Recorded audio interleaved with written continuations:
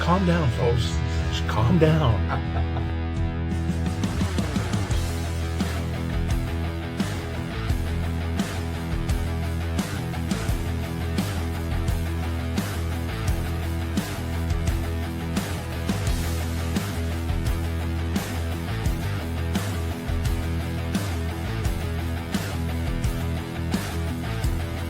And coming to you live from San Antonio, Texas, up here, and Port Aransas, Texas, down here, the Best Boy Center Ice podcast is literally on the road for Game 5 of the Stanley Cup Finals. Yeah, Carson is doing a little beaching down in Port Aransas. We didn't miss the game. We watched the game here. That was the top priority of the day. We knew the game was on. Before we kind of get into that of Game 5 of the Cup Finals, again, thanks to all of our supporters, Refocused Radio Network that puts our show on the revolving radio network that they have. Features so many great shows such as Rudy Campos Jr.'s Sweep the League podcast, talking about all the other sports going on besides hockey. So NBA Finals going on right now. MLB season's in full swing. NFL draft happened a little while ago and season's up and coming soon. So plenty of great stuff going on there with Rudy, and then obviously great other shows on that network that aren't related to sports. You can also find, again, the show we always talk about, the I Am Refocused Radio with Shemai Reed, who he has plenty of interesting guests on his show from various different points of view, various different topics, various different, expertise areas. So it's very great entertainment, and we're glad to be a part of that revolving radio network. Yeah, and we're just so happy you can get our YouTube channel there, and you can go and look at all of the past shows that we've done, all the wrap-up shows that we've done, all of the previous podcasts that we've done all year. It's all on there, so check it out. It's the Best Boy Center Ice podcast on YouTube on the Refocused Radio Network. All right, so Game 5. Should I start this one? Yeah, why don't you start this one? Game 5. Stanley Cup Finals, Edmonton and Florida. And it was, well, you're going to hear about it here in a bit. But Carson, just take it away with your thoughts on Game 5. So Game 5. Okay. Edmonton, pulled it off in Game 4. What a great comeback, being down 3-0 after the first. Looked dead in the water, and then they somehow just got it together. Big thing came out of that with Corey Perry's speech. I'm going to try to get that light out of the way in the back. But Corey Perry's speech that he gave to the team motivated them, and they came back. Florida-like fashion, tied the game late up. And then Leon Draisaitl ended it on the garbage kind of goal. But you know what? That's how it goes. And we were going to Game 5. I was expecting Edmonton to win, actually, going back home. Obviously that's the difference from last year to this year, is that Florida had home ice last year. Now Edmonton has home ice this year. And we got a pretty different game from all the other ones. There weren't a lot of shots. It wasn't focused on that. Not as many penalties, obviously. But Florida made it look like an easy game, and they beat Edmonton tonight 5-2. So the key player in this game for sure is Marchand. Brad Marchand starts the scoring off on a really actually bad defensive play by the Oilers there, because it was center ice face-off, and he kind of got the start right as soon as the puck dropped, and he took the puck and went 1-on-3 in the zone and swept it around and beat Pick over the glove side. Was a great place shot there. And then I figured, okay, Edmonton's going to bounce back, and they really didn't. And then Sam Bennett scored later on his 15th goal of the playoffs, 13th on the road, and gives Florida a 2-0 lead. We go to the second period, and not much of anything really happens there. Edmonton did get more shots than Florida. Florida didn't have a shot for the first 10 or 11 minutes, but it didn't matter as Bob was shutting the door. Then we go to the third, and on a sweet, beautiful goal, another 1-on-3 play, Brad Marchand beats the Oilers again, and it's 3-0. McDavid finally gets his first of the finals and puts the Oilers on the board 3-1. And then it was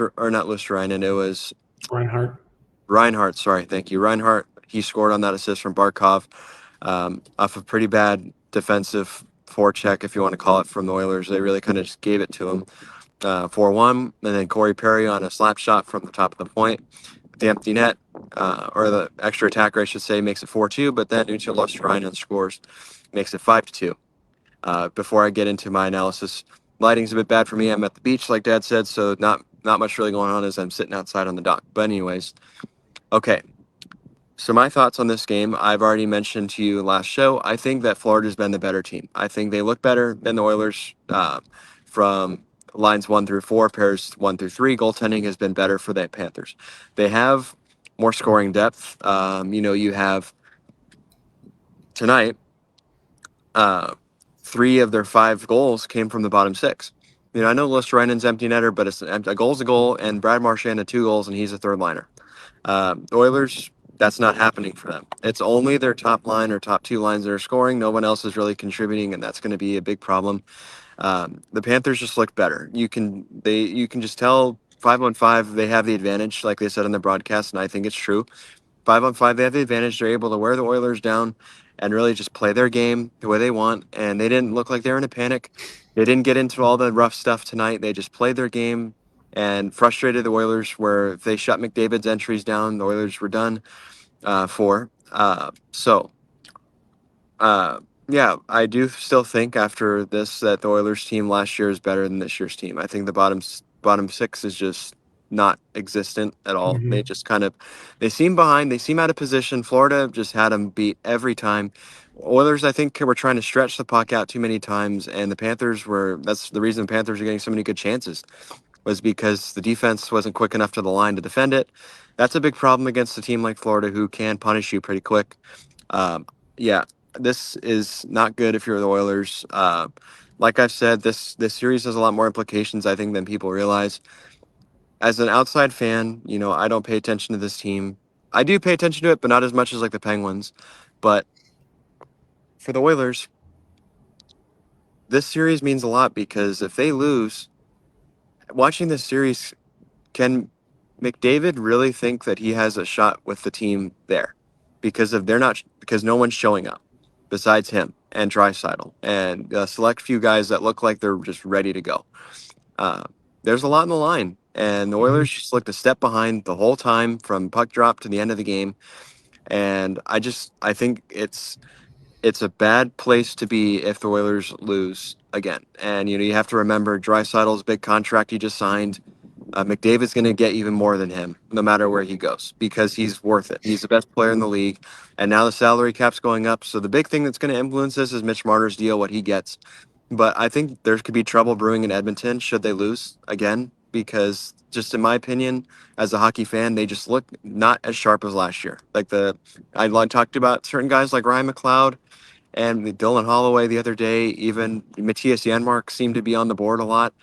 I just feel like that's not there at all. This series, like, it's just disappeared, and that was their bread and butter in getting through Dallas and Vegas, and it's just gone. Like, they look like a different team than they were those series, and Florida just seems to have the upper hand uh, every step of the way. I mean, power play's been lethal for them. Penalty killing, they've been a good penalty killing team. Bob's been Bob. Mhm. Money when he needs to be. Looked a bit shaky at the beginning, but he stood tall when he had to.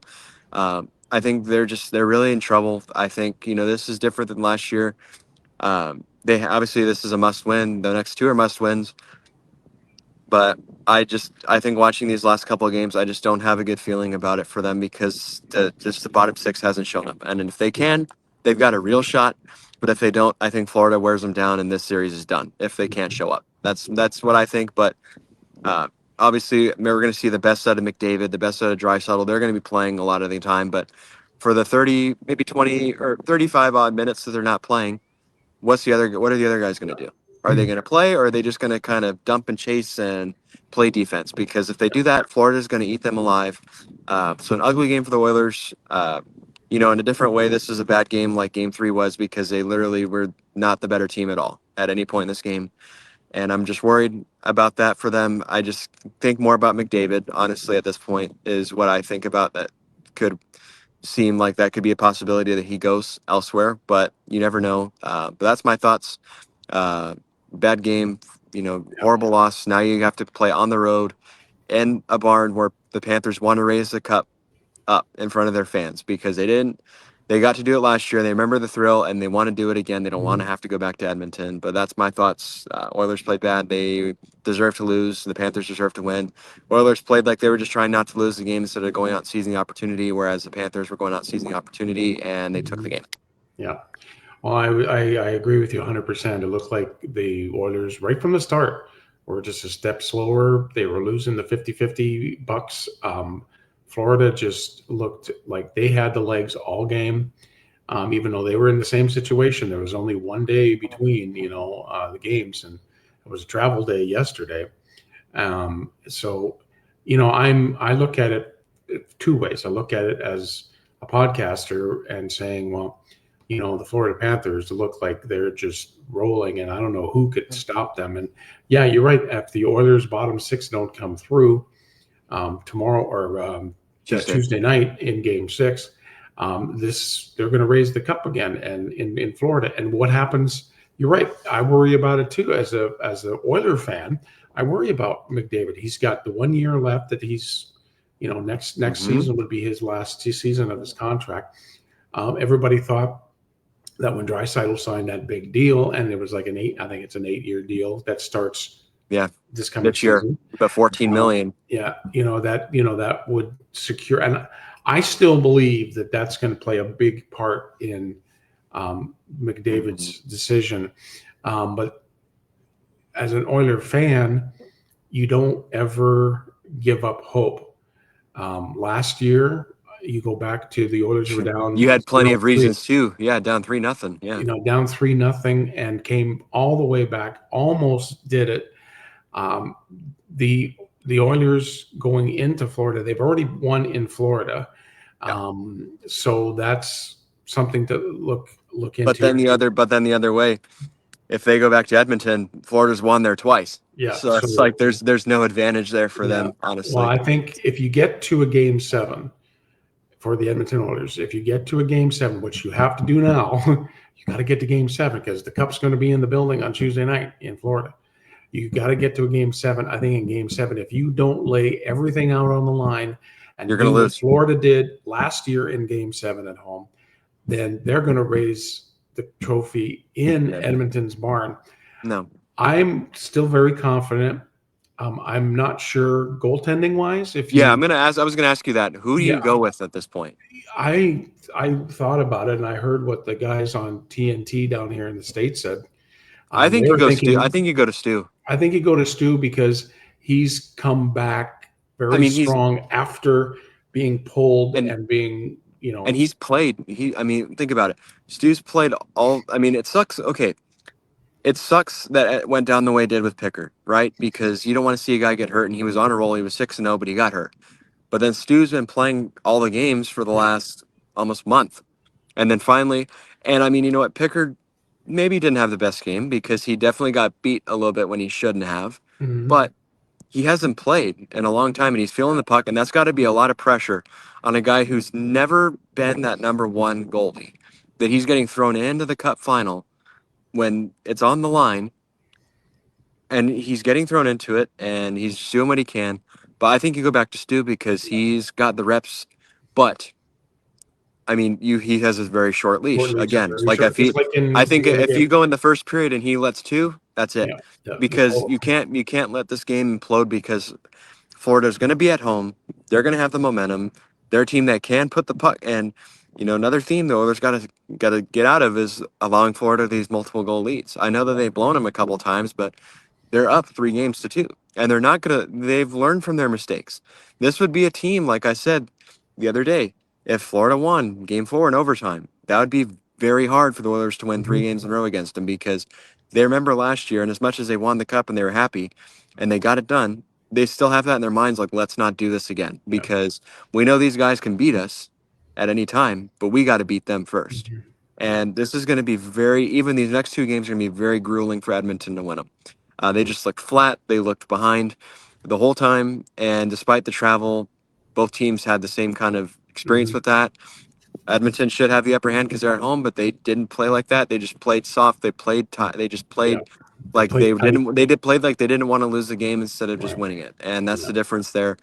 But yeah, I think you go back to Stu. You know, I can't help but not think about McDavid. Honestly, I mean, he's been at Edmonton. It'll be 10 years, 10 or 11 years already at this point that Mhm. he's been there, and to have not won anything. Now, what I've been thinking about too since this game ended, or kind of started going bad, and I admittedly texted you in the third period, this game's done because Oilers Yeah. just looked flat. Um, they're following the same trajectory the Penguins had in 2009 when Sid lost the cup that first season. They went and played Detroit 2009, and Detroit pretty handily beat them games 1 and 2. The Penguins came back and beat them in 3-4 just for the Red Wings to go back home and beat them with 6-0, I believe it was, in game 5. Penguins had their backs against the wall, but they were going home in this case, and they won game 6 to force game 7 in Detroit and won game 7. The Oilers are kind of on that same trajectory here. You know, they lost last year to Florida. They're on the ropes now. They can't lose anymore to win the Stanley Cup. So, are they going to be able to, like McDavid said last year, dig in, or are they going to play sheepish like they did and be scared of They better what's not play sheepish. They because if they better. do, They Florida. do. I mean, Florida's won the championship, but as a competitor, you can't win enough. You want to win more. And Florida wants it. They want it bad, and they've proven why they deserve it. You know, because they've played really well. And I'm just worried 5-on-5 for the Oilers. They got to get that together. Bottom six has got to step up, and whatever it takes, lay all you got. Even if you're not getting any offensive opportunities, but you're shutting their guys down on the third and fourth lines, that's perfect. Mhm. You're doing your job because top two or the top six are very even for both these teams, and I think McDavid's going to be able to do something with that. But you just wonder like what'll change for the Oilers if they don't. Now, looking at it, if they lose again, you know, I think a big piece to blame is the goaltending. They don't have Mhm. that top tier goaltender, which they for whatever reason ignored. They ignored Yeah. that this year that they needed that, and it's proven constantly. I mean, they've allowed so many goals. Stu's been pulled. Their so-called number one goaltender has been pulled 4 times in the playoffs already, Mhm. and both times were back-to-back games. Uh, I just, I think that's just going to be the pain point for the fan base. Is that's the big difference. If the Panthers, or if the Oilers have the goaltending that the Panthers have gotten with Bob and that top tier goaltender, which he is, this is a Mhm. different story. But Yeah. because they don't, the Panthers are able to take advantage of that, and I think that's just a big sore spot for the Oilers. And I think that's something you go after this offseason. But that's just going to be the big thing this summer is McDavid. I mean, really, because he definitely has the choice, and the Oilers have to respect the choice if he wants to go, Yeah. because he wants to win a Stanley Cup, and I really feel like as much as the group is tight, I get it, but he's got to be watching that, being like, these guys, what are they like? The bottom six isn't even there, so it's up to him. If he's playing bad, the Oilers don't win. Yeah. And that's at least the way it's been going this series. If he's playing bad, the Oilers aren't winning. And if he's playing good, they have a good probability they're going to win. And when he's getting shut off, it's done. They don't have a chance because it's all in the hands of him and Draisaitl, which is unfortunate. But I think it's very true at this time that Mhm. that's been a big problem for them this series. His bottom six is just not good Yeah. right now. Well, it's do or die Yeah, Tuesday night and for the Stetcher, Oilers. I think you put Klingberg back. I'm sorry, You got to put Klingberg back. I don't you know got to why put he's out. You got to put you got to Klingberg put back in. Klingberg back, and you know, I still think you may roll the dice with Jeff Skinner, maybe putting Kasperi Kapanen back in. Mhm. I still think the same thing about Evander Kane. He has been pretty non-existent, other than his Yeah. penalties. Is that something you do to shake? I mean, to shake it up. We got to do something. You got to do something to Yeah, get to Game 7. Right now, it's all about getting to Game 7. yeah, You have to get there, or yeah. else Don't even be looking at that right. now. You got to You win the four. gotta Yeah, you've got to do whatever you yeah, can, make lineup changes. yeah. And The if it's Kane that sits, and I think Cavan's got to go back in somewhere along. He's got to be back on there. yeah. I mean, Um, the good thing is they get the extra day, so they get yeah. the time to. I still think in that room you keep the vibes high because you're not out yet. No, it's Obviously, not. they know they have to win, but you keep the Yeah. vibes high because if you at any point doubt yourself or Yeah. that you're going to lose, you're going You to, and have it's not to going to be good. you have to take it shift at a Game 6. You got to take it shift by shift, Yep. period by period, and just go from there. Like you said, don't give up. Don't give 2-3 goal leads. Play close, and then just you Win the have to game. lay it all on the line and win game 6, and then worry about game 7. But right now, you got to do what you got to do. If Stu goes back in, Stu goes back in. Yep. Klingberg's got to play. I think Casman got to play. You just have to get that energy somehow, and by making the changes with some players sitting out, it gives you a jolt. Like, okay, like they're give you a serious. jolt. Yeah. So we'll see. It's fourth game, as we said before, is always the hardest one to win. Yeah. We'll see what happens in Sunrise, Florida on Tuesday night. I believe that's another 7:00 start Central Time. Yeah. So we'll be on probably half an hour after. But of course, if Florida wins, it'll be a bit wild probably after the game. Yeah, but if the Oilers win, it'll probably be 30 minutes. Yeah. So just if you're an Oilers fan, you just got to sit there, root for the team, because you don't give up on a team when they're, you don't give up on your team. I have a question for you. Yeah. Are you still embarrassed to be an Oiler fan? No, never. I'm never. Wait. You said that out. You said that after game 3. I said I was disappointed after game 3 of the Edmonton Oilers. I've never seen a team, an Edmonton Oilers. I was disappointed, not embarrassed. So let's, like you got to stick with this team. If you're an Oilers fan, you can't be just giving up right now. Well, what? They're going back to Florida for game 6. Florida's going to win the Stanley Cup. You can't think like that. You have to think it's a hockey game. It's 60 minutes. They could go into Florida and just take it over. However they do, they win it, and then go back and worry about game 7 when that comes around. But game 6, Tuesday night, is all that matters. Yep. Game 6. In that locker room for the city of Edmonton, province of Alberta, the country of Canada, all that matters is game 6.